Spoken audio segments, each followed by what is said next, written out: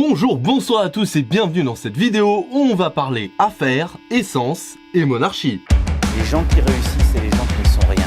C'est pas parce que j'ai pas de cravate qu'il faut me couper. Calmez-vous madame, ça va bien se passer. Tous, Christine, tous. Et nous n'avons qu'une planète et nous sommes en train de tout détruire. Faites mieux. Et pour bien commencer cette vidéo, je vous propose un petit florilège des affaires de la droite. Parce que ces derniers temps, on a eu des champions. Alors oui, je pourrais vous parler de Nicolas Sarkozy, qui a tellement de casseroles au cul qu'il pourra ouvrir un restaurant. Sauf qu'on y passerait la vie. Je pourrais par exemple m'étendre sur le fait qu'il est recommandé aux parlementaires républicains de se rapprocher de l'exécutif. Et même, pourquoi pas, de le rejoindre à l'occasion d'un éventuel remaniement. Donc paye ton opportunisme doublé d'un manque de valeur politique, mais quand on voit le parcours de la droite, c'est loin d'être étonnant finalement. Ou alors, je pourrais vous parler des critiques de Sarko sur le physique de François Hollande que Sarko dit mépriser, et ce, en grande partie, parce que l'ex-président ne l'avait pas accompagné à la sortie de l'Elysée après la passation de pouvoir. Ah ouais, mais c'est pire que des gamins en fait. Puis surtout, niveau d'attaque sur le physique, tu ferais mieux de pas te la ramener Sarko, hein. Puis rassure-toi Nico, François t'a accompagné. Bon, pas à la sortie de l'Elysée, mais sur une politique de droite. Donc ça compense, non? Mais allez, trêve de polémique, de bac à sable. On n'est pas comme ça, nous. En ce qui concerne Sarko, on en reparlera sûrement en novembre, date du procès en appel pour l'affaire Big Malion, ce qui apparemment ne l'empêche pas de sortir un livre et faire le tour des plateaux télé. Alors que de l'autre côté, on a saoulé Médine pendant des semaines à cause d'un tweet maladroit et parce qu'il allait à des universités d'été. Du coup, je comprends mieux l'expression deux poids deux mesures là. Et en ce qui concerne François Hollande, eh ben j'espère qu'on en reparlera plus tout court en fait. Mais allez, arrêtons de parler ancien président et revenons au présent, à savoir la Macron Family. Parce que ces derniers temps, il y a eu 2-3 trucs, à commencer par Éric Dupond-Moretti qui sera jugé pour prise illégale d'intérêt dans un procès qui se tiendra du 6 au 17 novembre. Et d'ailleurs, félicitations Éric. Non, parce que c'est quand même la première fois qu'un membre du gouvernement en exercice aura un procès devant la Cour de justice de la République, la seule instance habilitée à le juger dans l'exercice de ses fonctions. Pas mal pour un avocat. Mais sinon, de quoi est-il accusé? Racisme, discrimination, homophobie...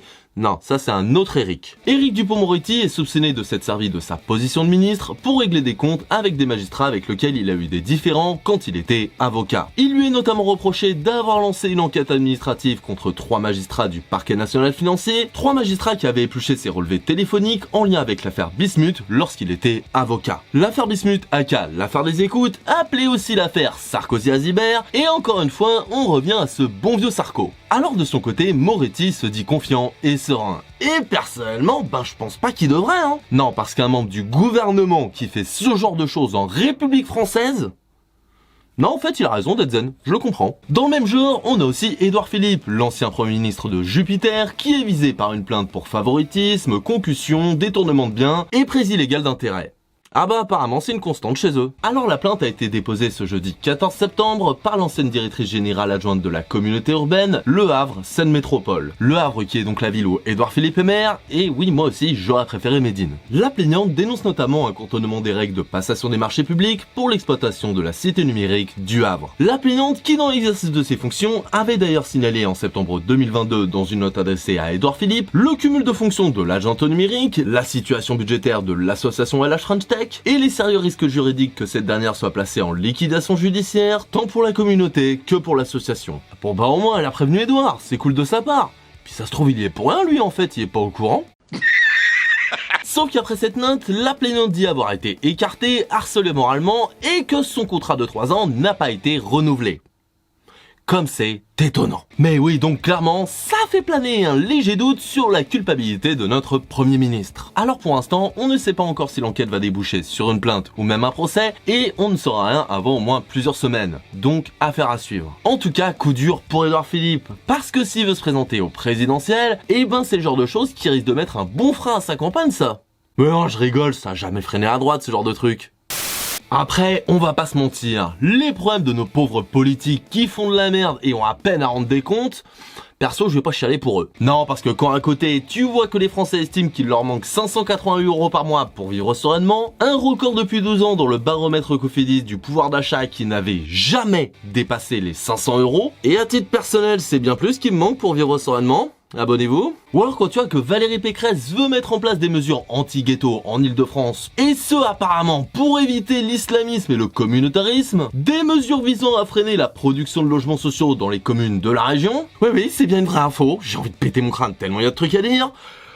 Mais restons zen. Bon alors déjà, pour commencer, peut-être qu'entretenir correctement ces logements sans faire ensuite des hausses de loyer dignes du prix de l'essence, et bah déjà, rien qu'avec ça, peut-être que ça irait mieux niveau mixité sociale. Non, parce que tu te plains de quartiers désertés par la classe moyenne, mais Valérie, si jamais il y a que des pauvres qui vont dans ces quartiers défavorisés et qui puent la merde, oui c'est le terme technique, et ben c'est peut-être qu'ils ont pas le choix. Et que peut-être que les gens qui ont des moyens un peu plus élevés, eh ben ils ont pas envie de se retrouver dans ce genre de quartier, ça peut se comprendre, oui. Donc tu veux de la mixité, tu fais en sorte que tout le monde puisse aller dans des quartiers décents. Je sais, c'est fou, votez pour moi. Ensuite, je suis pas économiste, hein, mais avec l'inflation, la crise, le paquet de pâtes à Lidl qui se rapproche dangereusement des 1 euro, et c'est peut-être le moment d'augmenter les logements sociaux plutôt que de les diminuer. Parce que je sens qu'il y en a de plus en plus qui vont en avoir besoin là. Et enfin, alors vous me dites ce que vous en pensez, hein, mais perso, quand tu fais sans arrêt le rapprochement entre communautarisme, islamisme, précarité de manière négative, en voulant appliquer des méthodes punitives dans ces quartiers-là au lieu d'accompagnements sociaux, perso, et je suis peut-être juste un sale woke de merde islamo-gauchiste, hein, mais j'appelle ça du racisme.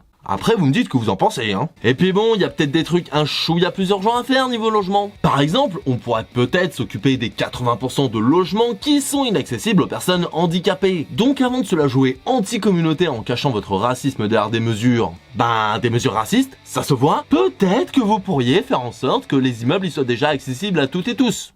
Ça pourrait être pas mal. Mais au fait, Valérie, c'est pas toi qui pendant les présidentielles faisais ouin parce qu'elle avait perdu 5 millions d'euros? Ah là tout de suite, t'étais bien contente de la générosité et de l'entraide citoyenne, hein? Mais attendez, j'ai pas fini les mauvaises nouvelles. Parce qu'en termes de les Français sont dans la merde et ça va pas s'arranger, on peut aussi parler du prix de l'essence qui ne baissera pas en dessous de 1,99. Chose que le gouvernement regrette, parce qu'ils avaient demandé gentiment quand même. Bon, en vrai, le gouvernement avait surtout voulu plafonner les prix et faire en sorte que les distributeurs puissent vendre leur essence à perte. Et ce, pendant quelques mois, afin de leur permettre de baisser davantage les prix, chose normalement interdite par la loi de 1963 sur la concurrence déloyale. Alors ok, c'est mignon tout plein tout ça, mais c'est évident que Total allait dire non. Non mais vous pensez vraiment que des entreprises capitalistes vont se mettre à dire ne pas faire de bénéfices voire perdre de l'argent et ce pendant des mois alors que le gouvernement nous impose rien?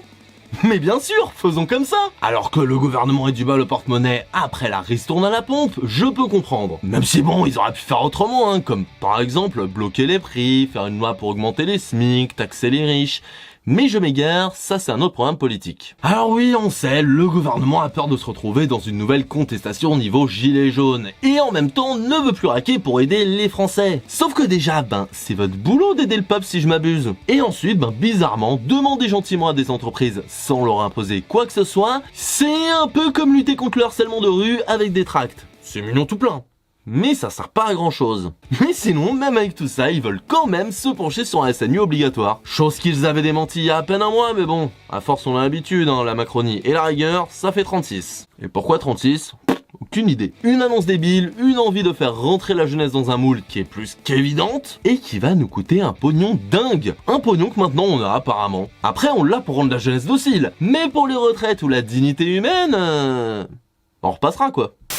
Alors oui, c'est la merde, mais rassurez-vous, c'est pas pour tout le monde. Parce que pendant que nous, pauvres gueux de la plèbe, on galère à payer le loyer, la bouffe, l'essence, etc., Macron, lui, se fait plaisir, petite bouffe à Versailles avec le roi Charles III, tranquille. Car oui, ce mercredi 20 septembre, le roi d'Angleterre et sa cour sont venus 3 jours en France pour une visite d'État. Une visite qui à la base était prévue en mars, mais repoussée à cause des réformes contre les retraites, et tu m'étonnes qu'ils soient pas venus.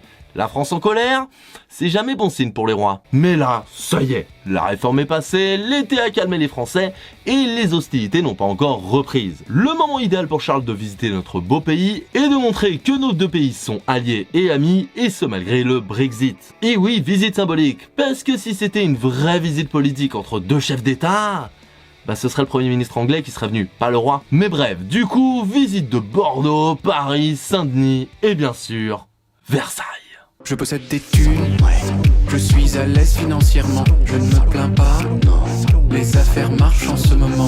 Salaud! Du coup, petit dîner intime de 160 personnes dans la galerie des glaces, et ce à base de homard bleu, volaille de Bresse et macarons à la rose, avec des personnalités prestigieuses telles que la présidente de l'Assemblée nationale, la première ministre, mais aussi des célébrités dont Hugh Grant, Charlotte Gainsbourg, Mick Jagger ou encore Emma McKay, un dîner faste qui fera sans doute rêver de l'Hexagone à l'outre-Manche. Attends, quoi? Alors ok, les ministres et autres membres de l'Assemblée, je peux comprendre.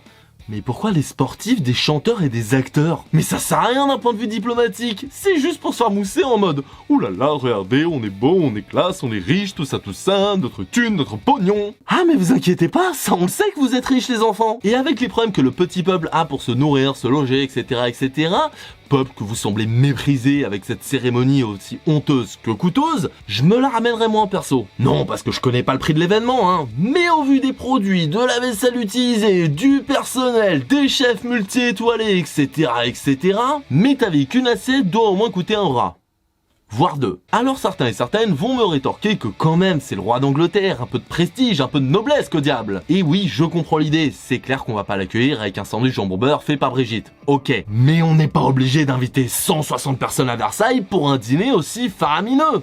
Il y a peut-être un équilibre à faire. Parce que c'est bien beau de dire au petit peuple qu'on le comprend, que c'est dur, qu'il faut faire des efforts, que l'abondance est finie, qu'il faut faire sa part de sacrifice, gna. Mais si à côté vous faites ce genre de dinguerie, faut pas s'étonner si on n'est pas ultra joasse. Mais après, vous savez quoi? Pas de soucis. Vous amenez un roi et des gens de la haute à Versailles alors qu'en ce moment le peuple en chie un max?